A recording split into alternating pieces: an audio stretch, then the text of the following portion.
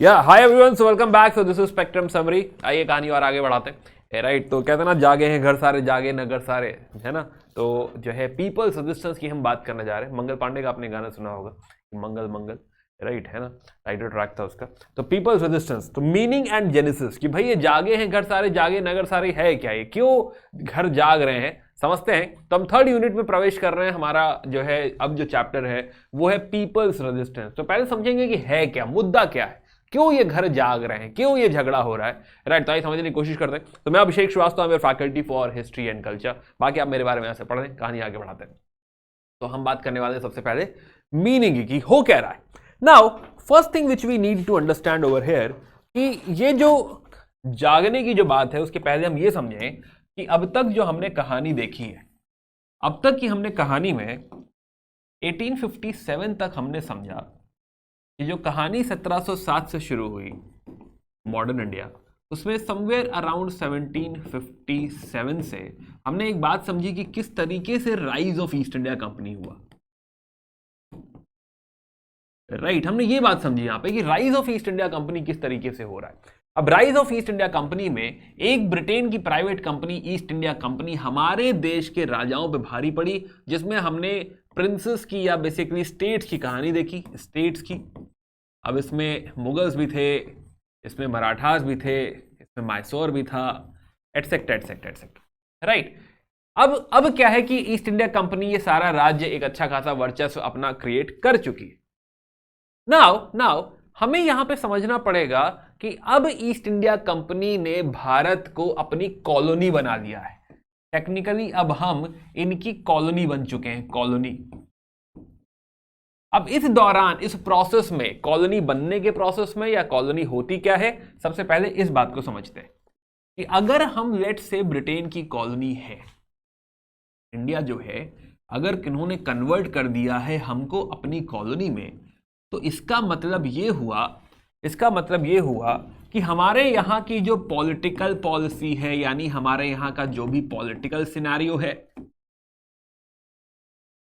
हमारे यहां का जो इकोनॉमी है, या जो भी इकोनॉमिक रिलेटेड पॉलिसी होंगी, तो हमारी इकोनॉमी, इनफैक्ट हमारी सोसाइटी भी, इनफैक्ट हमारा कल्चर भी, सब कुछ सब सर्विएंट हो जाता है ब्रिटेन के। राइट, और अभी तो हम ईस्ट इंडिया कंपनी उसकी मात्र एक प्राइवेट कंपनी के अंडर है, बट स्टिल जब हम कॉलोनी क्रिएट हो चुके हैं, अब जब हम ब्रिटेन के जो है कंपनी के अंडर में आ रहे हैं, या आगे जाके ब्रिटेन के अंदर में आ जाएंगे अगले 100 साल में, तो नाउ हमारी जो इकोनॉमी है वो इस तरीके से होगी कि उनकी इकोनॉमी को सपोर्ट करे। हमारा पॉलिटिकल सिनेरियो इस तरीके का होगा कि उनको बूस्ट करे, उनकी इकोनॉमी अगेन बूस्ट करे। हमारी सोसाइटी इस तरीके की होनी चाहिए कि रिबेल ना करे और ये सारी चीजें होने दे। और हमारा कल्चर भी इस तरह का हो जाए कि हम इन सारी बातों को एक्सेप्ट कर ले, खुशी से एक्सेप्ट कर ले। इस तरीके का माहौल क्रिएट करने की कोशिश करी जा रही है हमारे यहां पे। अब जब इस तरीके का माहौल क्रिएट करने की कोशिश करी जा रही है, कॉलोनी क्रिएट कर रही है, तब हमारे जो लोग हैं यहां पर, कॉमन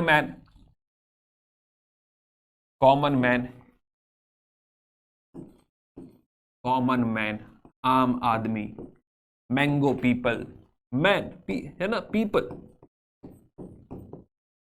क्या वो ये सब खुशी से देखते रहेंगे? भाई ये सारा बिल किस पे फटेगा? ये सारा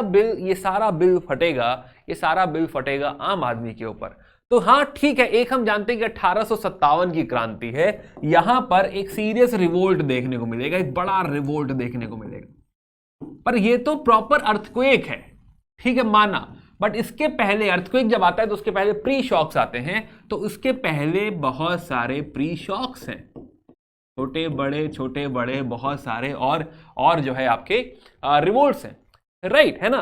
तो यहां पे यूपीएससी ने एक सवाल भी पूछा था मेंस में कि 1857 की जो रिवोल्ट है वो पहली रिवोल्ट नहीं है, बल्कि उसके पहले भी बहुत सारे रिवोल्ट हैं, जिसका कल्मिनेशन 1857 का रिवोल्ट है ना, मेंस का सवाल है।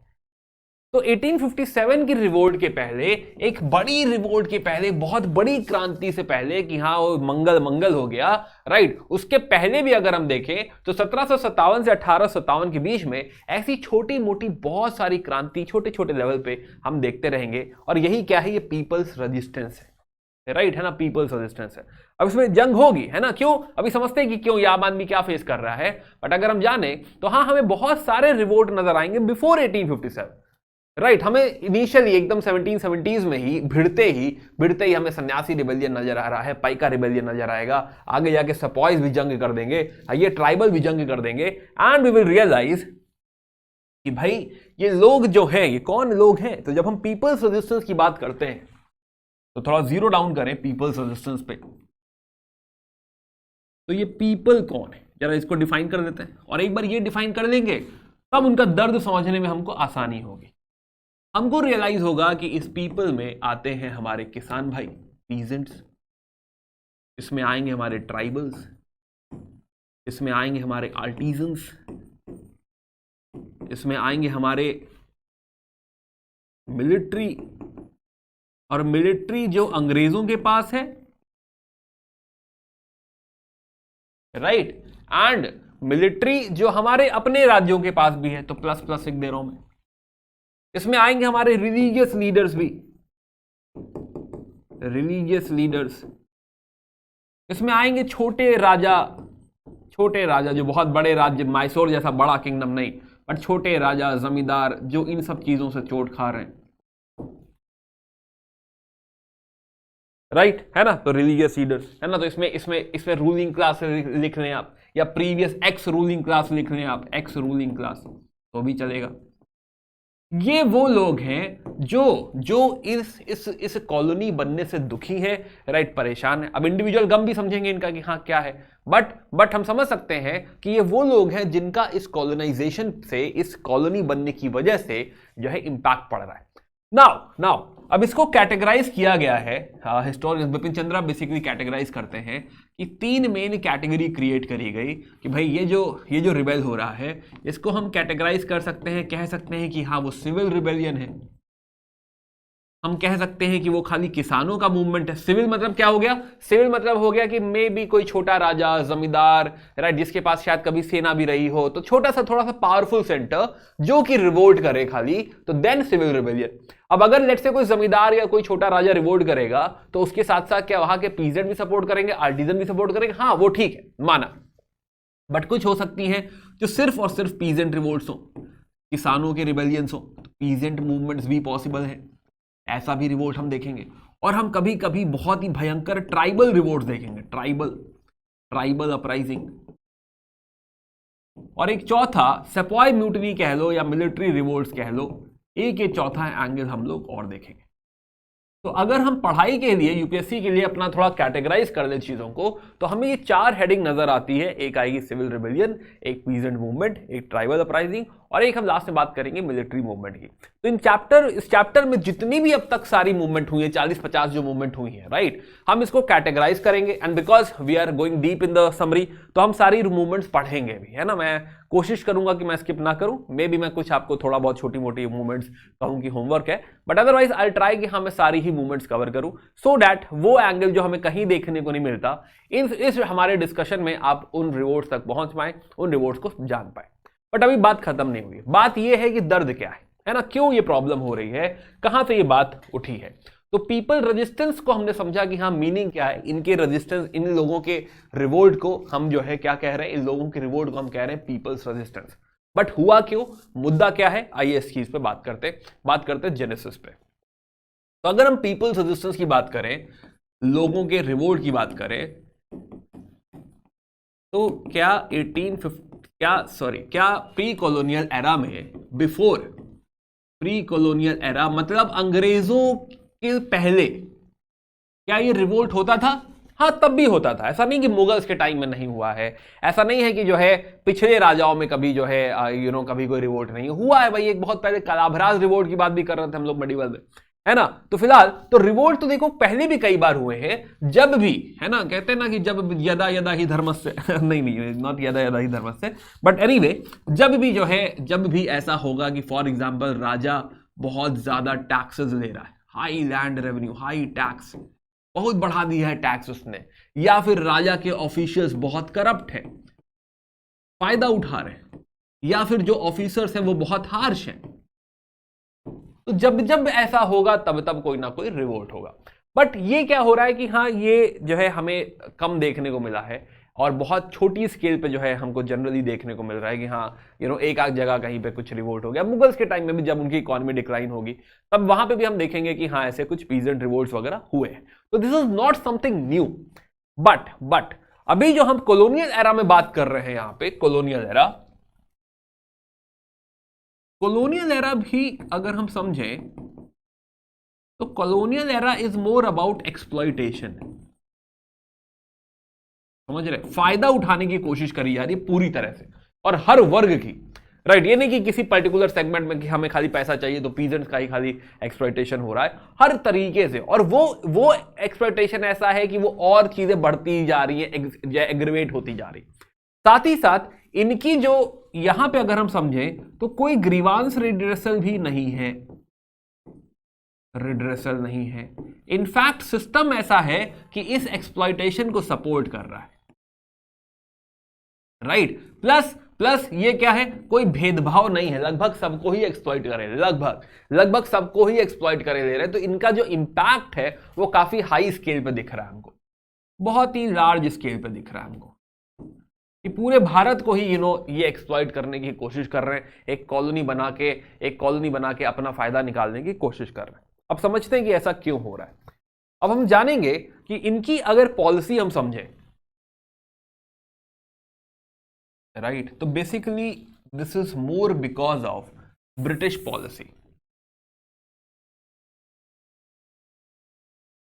पॉलिसी। अब ये अगर एंगल हम समझ ले जाएं तो हमें थोड़ा सा बिल्डअप हो जाएगा आगे के चैप्टर पॉलिसी के लिए, है ना। ये थोड़ा सा मैं डिटोर ले रहा हूं स्पेक्ट्रम से, बट यस जरूरी थोड़ा। या तो ब्रिटिश पॉलिसी में एक जो सबसे इंपॉर्टेंट पॉलिसी है, सबसे बड़ा खेला जो है वो है इकोनॉमी। अब जब भी हम इकोनॉमी की बात करते हैं तो इकोनॉमी में दो चीजें आती हैं। इकोनॉमी में आता है एक तो एग्रीकल्चर और दूसरा आता है ट्रेड। हमेशा यही दो बात आती है। अब यहां भी यही दो बात हमें करनी है, इन्हीं बातों को समझना है कि हाँ एग्रीकल्चर और ट्रेड। ना एग्रीकल्चर में हम देखेंगे कि ये लोग कुछ नया तरीके का कुछ लैंड रेवेन्यू सेटलमेंट लेकर आ गए। लैंड रेवेन्यू सेटलमेंट, जैसे कि जमींदारी सिस्टम, जिसमें इन्होंने ठेका दे दिया है, किसी इंटरमीडियरी को इन्होंने ठेका दे दिया, इंटरमीडियरी लेकर आ गए। अब ये इंटरमीडियरी क्या करेगा भाई, जिसको ठेका दे दिया है कि भैया जाइए इस एरिया से 1 लाख रुपए वसूल करके लाइए। अब वो लैंड रेवेन्यू कलेक्ट नहीं करेगा, टेक्निकली वसूल करेगा, राइट, कि हाँ मुझे 1 लाख रुपए नहीं चाहिए, हमें 2 लाख रुपए चाहिए। क्यों चाहिए? क्योंकि 1 लाख रुपए मेरे लिए और 1 लाख रुपए सरकार के लिए। तो अब ये इंटरमीडियरी इसी में से प्रॉफिट कमाने लगेगा और क्या करने लगेगा, एक्सप्लॉइटेशन।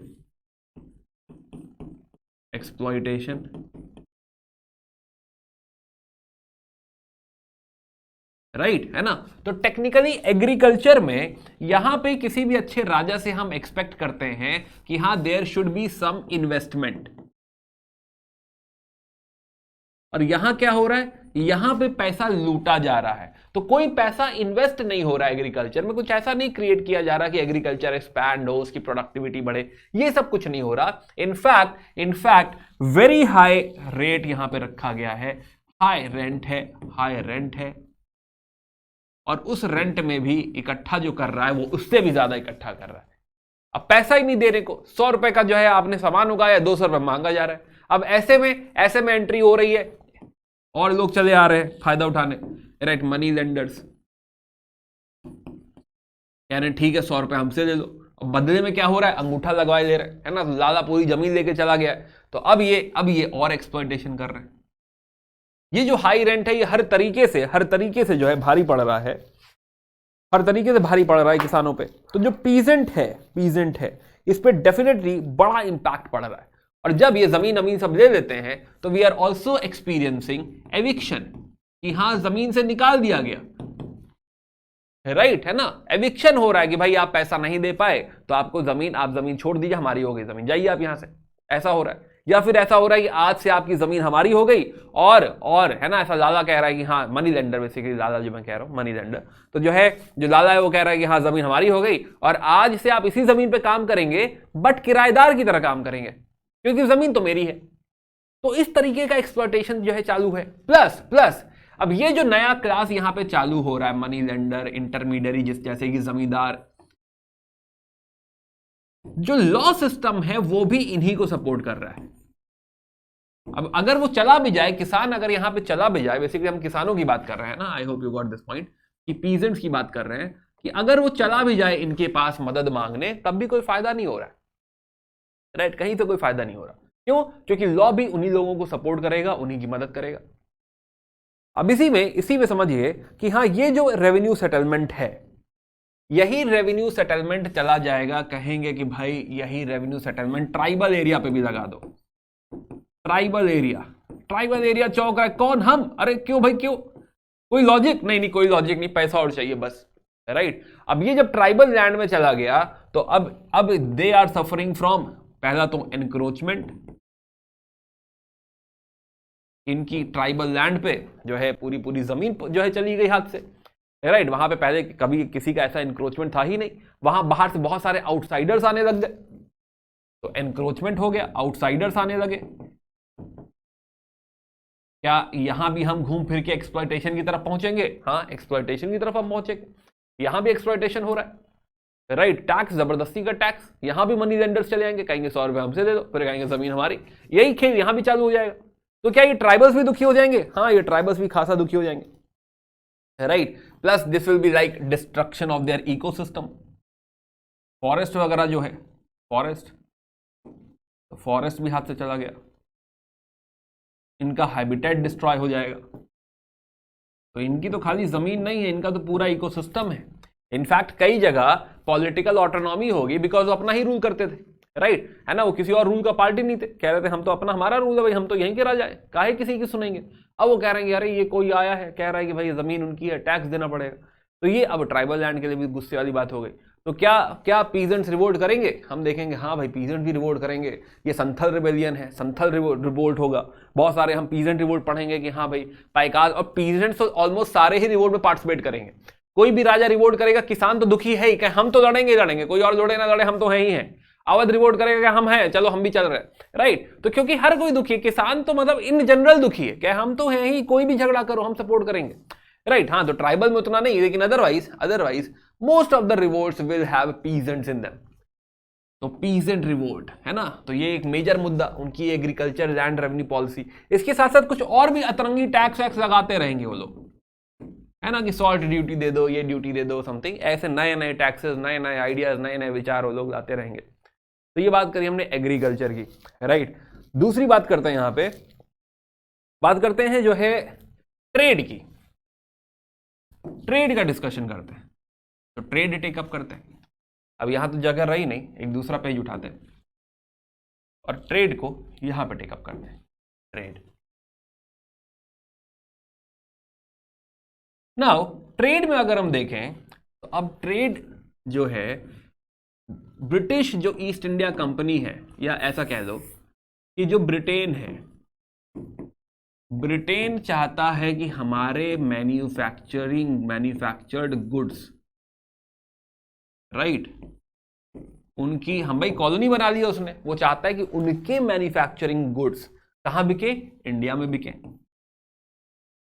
तो India should behave as what? Market.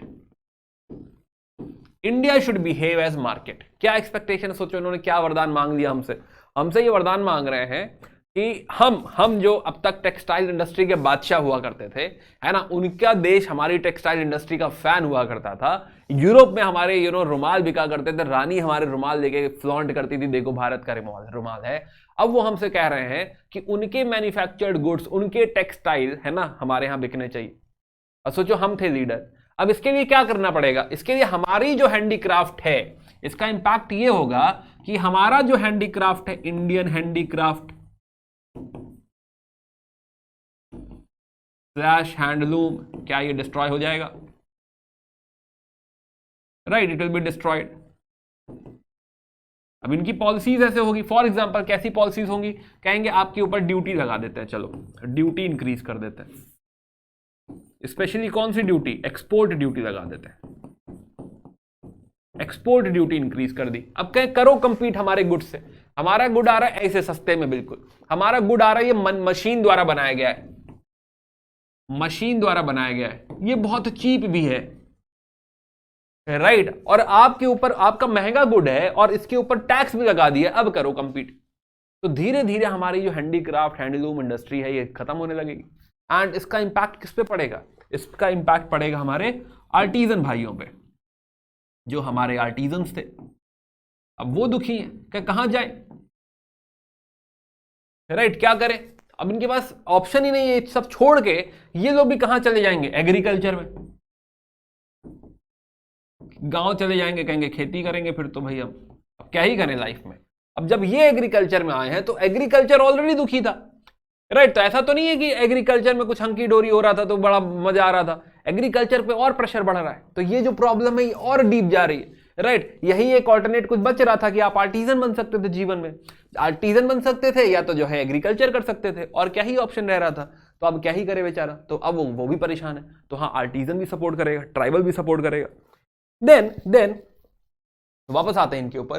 तो हमने जो बात करी अब तक, इसके साथ साथ समझते हैं जो है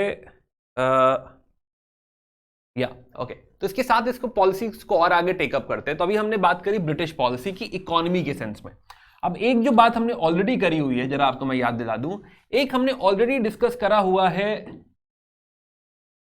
इनकी पॉलिसी, पॉलिटिकल फिलॉसफी, जो इनकी पॉलिटिकल फिलॉसफी, पॉलिटिकल पॉलिसी कह लो इसको। अब इसमें हमने ऑलरेडी देखा है कि वॉर भी है, एनेक्सेशन भी है, और वो सब हम हार ही चुके हैं।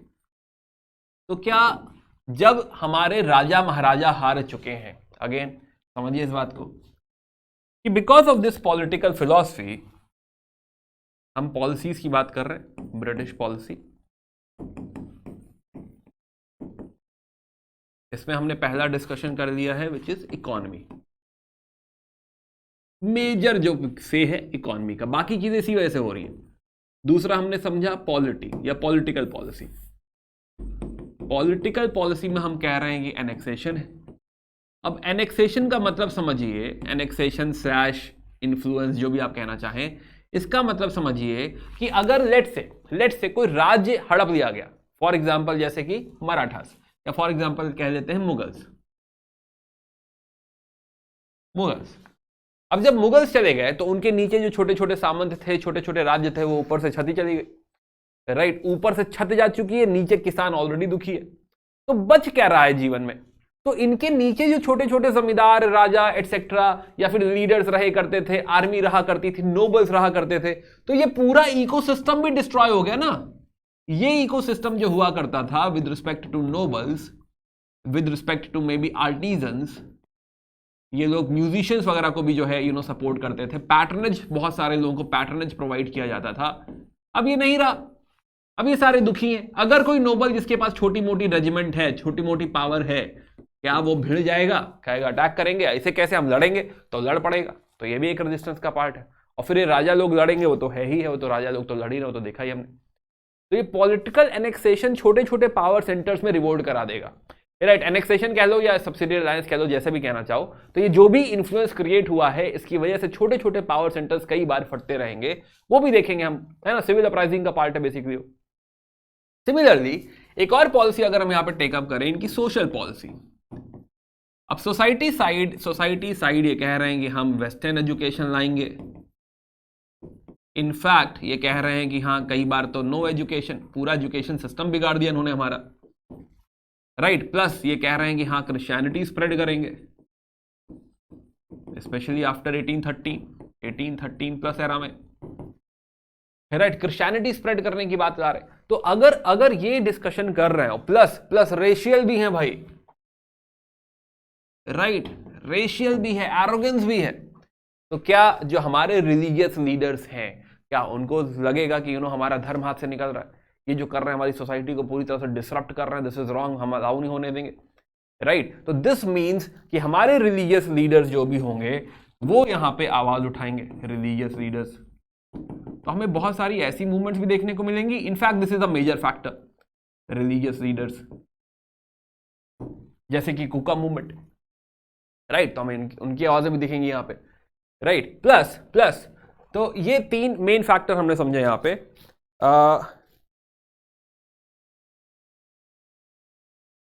या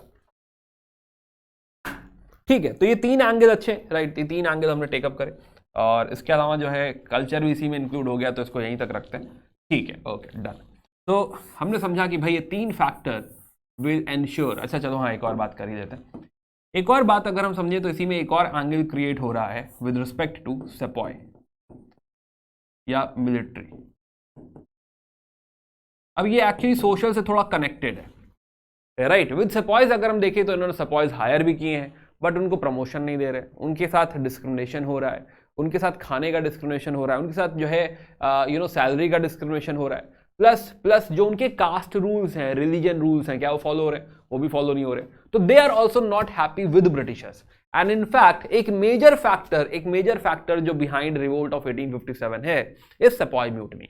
बट सेपॉय म्यूटनी पहली बार 1857 में नहीं देखने को मिलेगी, उसके पहले वेल्लोर वगैरह में भी हम म्यूटनी देख चुके हैं, and there are more instances, तो विल टॉक अबाउट दैट। तो next going forward we be talking about all these mutinies in segments. हम ये वाला सेगमेंट यूज करेंगे, civil rebellion, peasant movement, tribal uprising and finally military revolt.